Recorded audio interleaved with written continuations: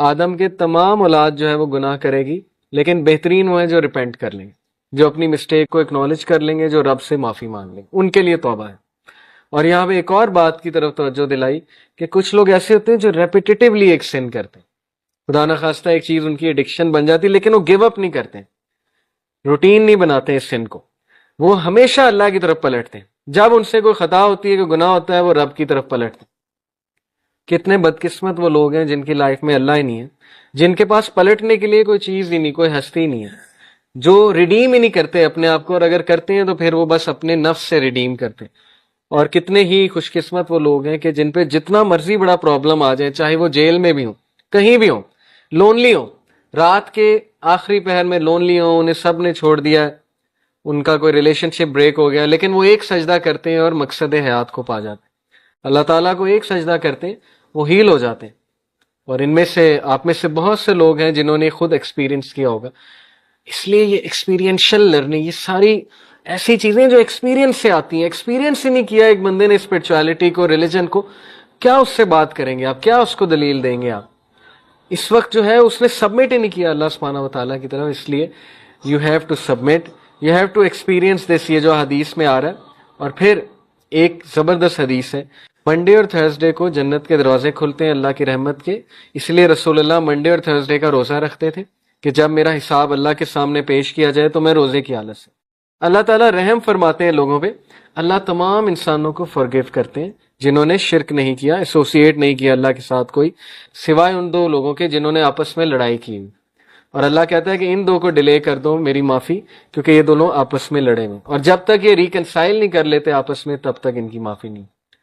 کتنا زبردست طریقہ ہے ہمارے رب کا کہ انسانوں میں لڑائیاں ختم ہو جائیں۔ اللہ نے کنڈیشن رکھی ہوئی ہے کہ اگر تم مجھ سے ملنا چاہتے ہو ایک ایسی حالت میں کہ میں تم سے راضی ہوں، تو آپس کی لڑائیاں چھوڑنی پڑیں گی، تو پھر تمہیں آپس میں محبت سے رہنا پڑے گا، اور پھر تمہیں آپس میں جو ہے وہ بھائی چارہ قائم کرنا پڑے گا، اور دنیا کو ایک beautiful place, place of peace جو ہے وہ بنانا پڑے گا، اگر تم چاہتے ہو کہ میری تم سے ملاقات ہو۔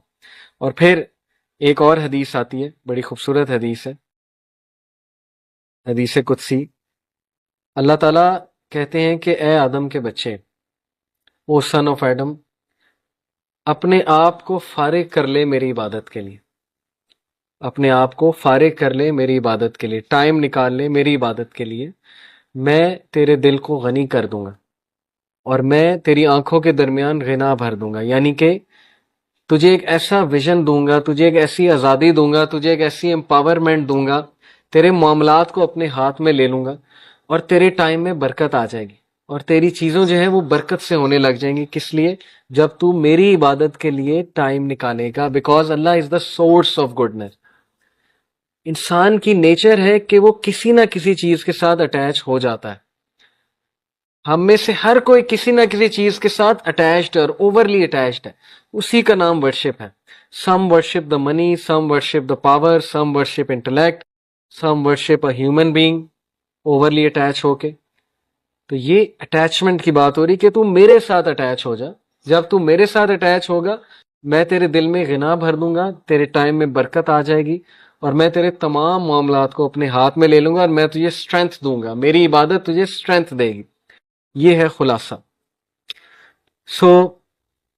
یہ جو سارے ایٹریبیوٹس میں نے آج آپ کو اللہ سبحانہ و تعالیٰ کے بتائے، اور جو قرآن کی ایسی آیات آپ کو اللہ کے بارے میں بتائیں، ایسے سائنس بتائے جن سے ہم اللہ کو پہچان سکیں، اس سب کا ایک ہی گول ہے جو تمام انبیاء کا گول تھا کہ اللہ کو پہچانو، کریٹر کو پہچانو، اینڈ گو ٹو ہم۔ یونٹی بھی اس سے قائم ہوگی، ہمارے ورلڈ کے پرابلمز بھی اس سے سالو ہوں گے، اور کریٹر کو جب ہم پہچان لیں گے، اس کی عبادت کریں گے، تو ہمیں اس کا کہنا بھی ماننا پڑے گا۔ جب ہم اس کا کہنا مانیں گے، کوشش کریں گے اس کا کہنا ماننے کی، اس فریم ورک پہ چلیں گے، اس لائف سٹائل پہ چلیں گے جو اس نے ہمارے لیے نازل کیا، جس میں نمازیں ہیں، جس میں روزہ ہے، جس میں زکوٰۃ ہے، جس میں حقوق العباد بھی ہیں، جس میں ظاہر ہے کہ ایک دوسرے کو فرگیو کرنا بھی ہے، تو world will become a very beautiful place. اور یہ چینج ہماری یوتھ ہی لا سکتی ہے۔ جتنے بھی مسئلے ہیں روٹ کاز پہ چلے جائیں، چھوڑیں یہ کہ لچے ہیں، لفنگے ہیں، ٹاکسک مسکولینٹی ہے، جو بھی ہے، فیمنزم ہے وغیرہ وغیرہ، روٹ کاز پہ چلے جائیں۔ روٹ کاز کیا ہے کہ اچھے انسان ہماری دنیا میں بہت کم ہو چکے ہیں۔ بچا لیں اپنی جنریشنز کو، میں اکثر یونیورسٹی میں ٹاک دینے جاتا ہوں, میں یوتھ کے آگے ہاتھ جوڑتا ہوں کہ آپ کی جنریشنز 20 سال یہ جو جس دور سے ہم گزر رہے ہیں, جس کنفیوژن کے دور سے گزر رہے ہیں, اس کے آفٹر افیکٹس آپ 20 سال بعد دیکھیں گے. اگر آپ نے ورکنگ نہ کی, اگر آپ لوگوں نے ذمہ داری شو نہ کی, اگر موریلٹی کو دوبارہ سے اجاگر نہ کیا, اگر متقی پرہیزگار بننے کی کوشش نہ کی, تو you will see the results, deadly consequences. آپ کی بہنوں کی شادیاں نہیں ہونی, یہ one of the deadly consequence ہے. اگر اسی طرح رہا, یہ پورن انڈسٹری رہی, یہ گلیمرائزیشن آف بل بورڈز رہا, اس طرح سے وہ بیوٹی کورس, بیوٹی کے سٹینڈرڈز کو جو ہے وہ دکھاتے رہے, اور ہمارے نوجوان نسل جو ہے وہ کسی عام شکل کی لڑکی سے شادی بھی کرنا نہیں پسند کریں گی, اور وہ کنواری رہ جائے گی. اور ایسے ہو رہا ہے, 35 36 سال کی عورتیں جو ہیں وہ کنواری ہیں, ان کو رشتے نہیں مل رہے. ماں باپ ڈر رہے ہیں رشتہ کرتے ہوئے کہ پتہ نہیں اگلے لوگ کیسے ہیں, کس بیسس پہ رشتہ کریں گے, ہمارے گھر یہ, ہمارے نام یہ گھر کر دو, گاڑی کر دو, یہ کر دو, جہیز دے دو, وغیرہ وغیرہ.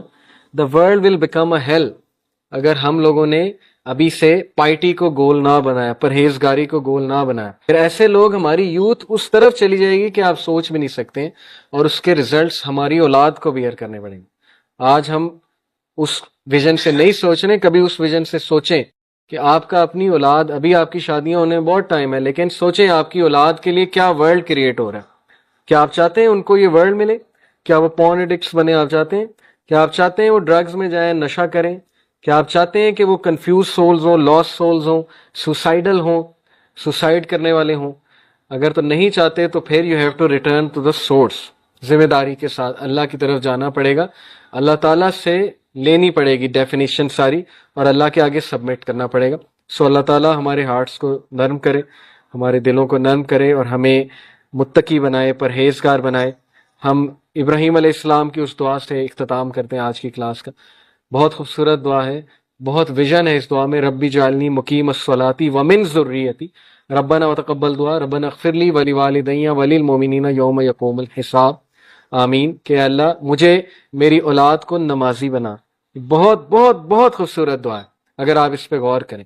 اس سے اوپر جائیں اور کہیں اللہ میری اور میری اولاد کو زانی نہ بنا, اور اگر کوئی بھی حصہ زنا کا لکھا ہوا ہے تو اس کو ختم کر دے, اور ہماری اولاد کو پرہیزگار بنا, متقین بنا, لیڈرز بنا, اور ہمیں اس دن معاف کر دے جس دن تو لوگوں کو ریز کرے گا انشاءاللہ تعالی.